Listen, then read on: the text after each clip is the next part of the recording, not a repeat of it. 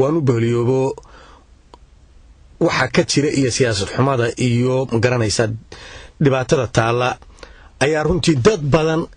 oo qurbaha ku nool oo jecel dalkiisa ka celinayso oo war malaa sidaas aad ugu noqonaysa laakiin runtii dhinaca siyaasadun maaha wadaniyadu qof waliba meel buuleeyo ku soo barbaaray dadku ku soo koray ku soo barbaaray iyo dalku soo barbaarayba wax u dhaama oo uga wacani ma jirto dhinaca siyaasadda haddaan eego dee lama odhan karo waa siyaasad waxaan dalka ka jira waxa weeyaan musiibo ayaa qabsatay dalka musiibadaas haddii ilaahay ka qaado oo ka saaro ayuunbaa la arki karaa baan anigu aaminsanahay weji wanaagsan ilaahay hadduu u bixiyo siyaasaddu maaha aan ummadda ku kor noolaano siyaasaddu ummadda way kobcisaa way dhistaa horumar iyo dhaqaalay gaadhsiisaa bulshaday maskaxdeeda dhistaa maanta niiro dhalinyaro baa tahay muniirow si fiican nin saxaafaddana aad iyo aad ugu dhex jiraa tahay nin suxufiya baa tahay waad la socotaayo dadkeenna siduu u dhisan yahay uba samaysan yahay maaha qaabkii siyaasiga waa qaab aan xataa kii qabaliga ahaa way ka tageenee hagaagsana marka waan ku socdaa dalkii caqli iyo aqoon dee wixii aan ku biirin kurun baan ana la tegiyaa kolley alxamdulilaah inaan tago waan jeclahay inaan wax ku biiriyana waan jeclahay waxaan dhaamo waayahay cabdo xisbigan ka tirsan tahay kulmiye mucaaradka oo hadda doorashadiiba ayna hayso haddii aad tagtidba waad wadankii tagtidba laba xisboo kale tartamayaan badanaa kulmiye waxaa lagu yara xantaa la yidhahdaa siyaasiyiin badan oo qurbaha ka tegay iyo rag badan oo miisaan leba meeshii isugu biyo shubtay oo hadhow tole haddii lacalaaba ay guulaystaan si allaba badane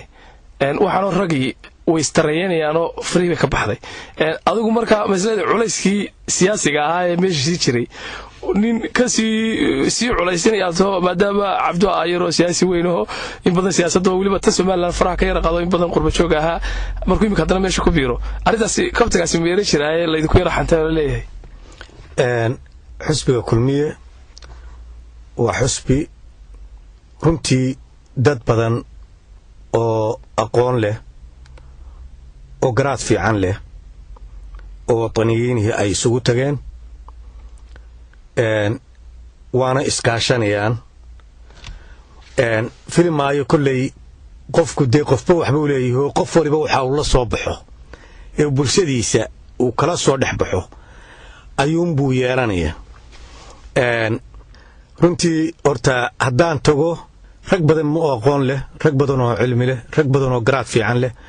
ayaa xusbiga ku jira ama qurbaha ka tago ama dalka gudihiisa sii joogeen laakiin tegitaankaygu dabcan waan tegayaa dabaddana waan ka shaqeeyey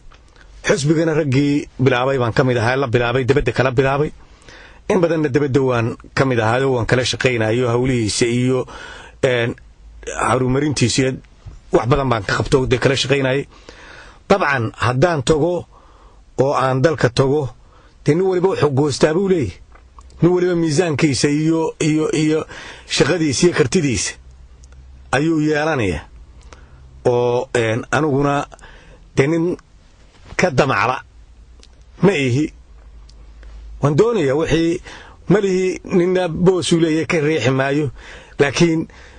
waxa aan ahay iyo qofnimada aan ahay kalsooni fiican ayaan ku qabaa waa si fiican weeyaan inagoo ku jirna qaybtii hore ee barnaamijkan inagoo ku noqon doona taariikhdii aysanam iyo haddii ilahay kasila isaad uga soo qayb qaadatay cabdo hadda qurbajooga siyaasiyiinta qurbajooga ayaa halkan ku dhaqan ee somalilan waxaa loo soo jeedinayaa dhaliila waxaa la yidhahdaa nimankani halkan unbay waddanka ka soo dhaliilaan waddankii siduu waddankii usoo koray iyo halkan laga soo bilaabay iyo wax badan xooga kama hayaan runtii dadka dhaliilaha qabaa tahay wax dhaliila ma jirtaa inaydan de waddanku waddan aan dhaqaalo badanba lahayn oo intanba yabiba lagu keenay oo laysu soo heshiiyey oo wax badan oo aan de meesha yaalaaba aanay jirin taa adigu ma qabtaa ma qabo runtii sababtuna ay tahay dal waliya cigmadu waliba awoodeeda iyo itaalkeedu bay wax ku samaysataa wax ku socotaa ku dhaqantaa maanta dal ahaan yeenan dhaqaale fiican lahaanin laakiin haddii wixiisa yar si habsami ah oo hagaagsan loogu maamulo wax badan baa loo qaban kari lahaa oo loo samayn kari lahaa yacni ma aha maanta waad og tahay bulshadii iyo ubaxii iyo dhallinyaradii iyo kacaankii soo kacayo oo dhami badday ku soo idlaadeen waan ka jahayn kari lahaa haddii ay si wanaagsan ugu maamulayaan way ka jahayn kari lahaayeen oo way ka joojin kari lahaayeen wacyigelin baa loo samayn lahaa wax allaale wax badan waxaan qabaa haddii uu yimaado anigu xusbiga aan ka tirsanahay oo kulmiye ah sida barnaamijkiisa siyaasadeed uu dhigaayo in wax badan ka bedelayo xalka sida uu maanta dalkaasi yahay in xusbigaasi hadduu gacanta ku dhigo oo uu qabto uu ummadda wax badan dalka ka bedelayo ayaan rajaynaya waayahay waynu soo gabagabayndoonaa qaybtii hore waraysigeena cabdo aayir dad badan baa ku dhegaysanaya shacabka jamhuuriyadda somalilan oo dibadii gudaba jooga khaasatan dadka gudaha oo aad hadda ku socotid maxaad guud ahaan u soo jeedinaysaa shacabweynaha jamhuuriyadda somalilan ee gudihii jooga iyo dibadba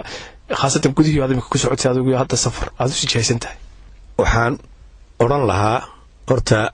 ilaahay ayay tiisa tahay ilaahay tubta hagaagsan hay nagu wada rido ummadda reer somalilan inay midnimadooda nabadgelyadooda ay ilaashadaan inay meel uga soo wada jeestaan awooddu waa ummadda dawladda la dhisa ta dhisan iyo ta iman doonta midday doontaba ha ahaato dadka ay ka timi dadku waa inay awooddooda waxa khaldan ku qabtaan oo waxa xun ay kaga hortagaan iyagoo oo ilaashanaya nabadgelyadoodii xasiloonidoodii wanaagoodii isku duubnaantoodii oo aan la kala qaybin ummadda qurbaha joogtana waxaan leeyahay oo kula talinaya dadka qurbaha jooga iyo dalka gudaha jooga maanta wax badan uma dhexeeyaan waa la wada xidhiidhaa fursaddii xidhiidhkii communicationka ayaa fududaaday habeen iyo maalin waa laysog yahay websaytyadii iyo idaacadihii ayaa u sahlay dadku inuu wada socon karo oo labadaba adigoo aan arkayn haddana qalbiyan maskaxiyan baad kala socon karaysaa marka waxaan leeyahay war dalkiinna taageeruu idinka baahan yahay taageerada uu idinka baahan yahay